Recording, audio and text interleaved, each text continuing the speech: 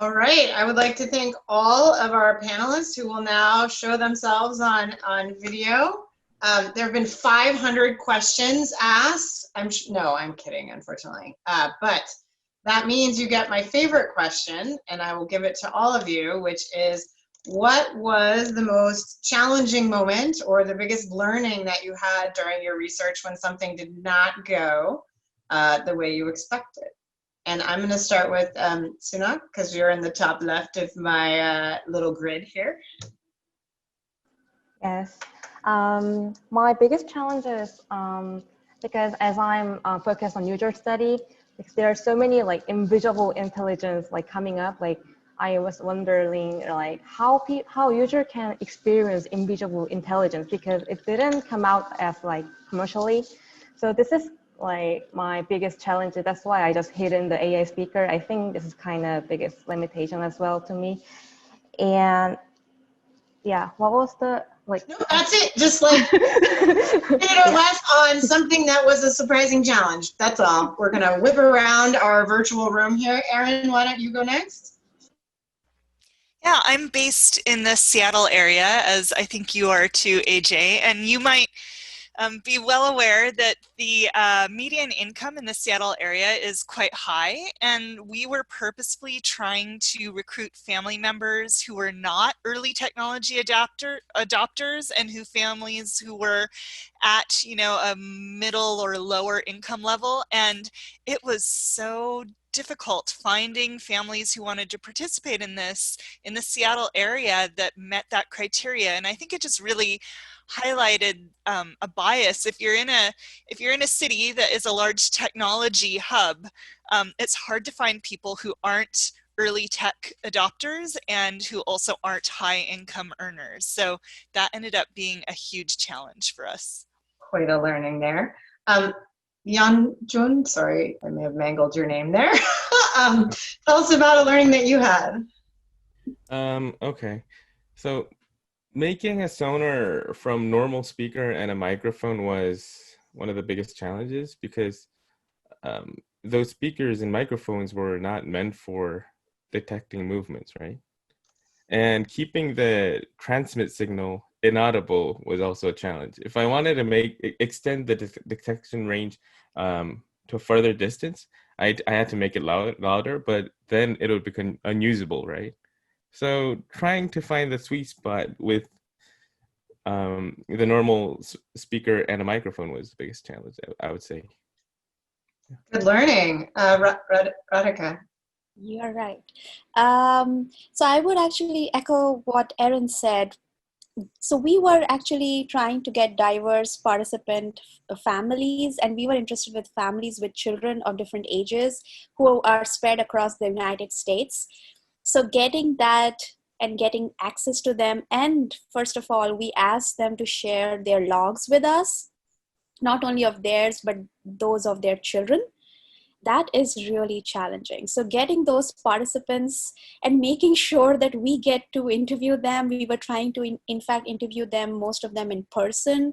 So making all those logistics work, it was a nightmare. And the nightmare didn't stop there. The analysis of 40,000 plus log files annually was a nightmare as well.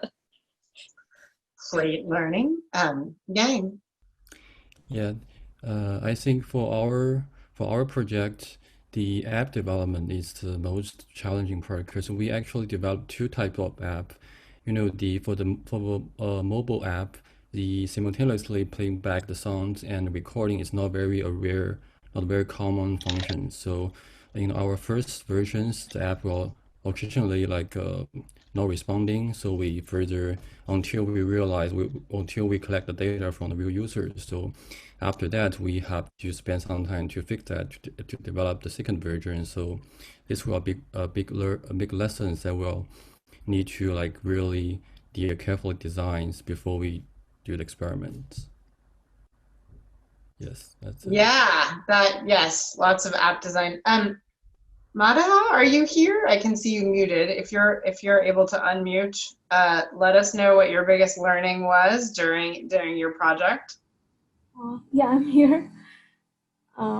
So One of the challenges I faced specifically during this study is how to echo a always listening environment, because one thing is we can't just deploy a microphone in someone's house and just tell them that it is going to record everything. So we had to make a trade-off by doing a vignette type of study, but we also want to show users natural conversations. So at the end, we decided to go with we found a natural language corpora, and we used that to design our study.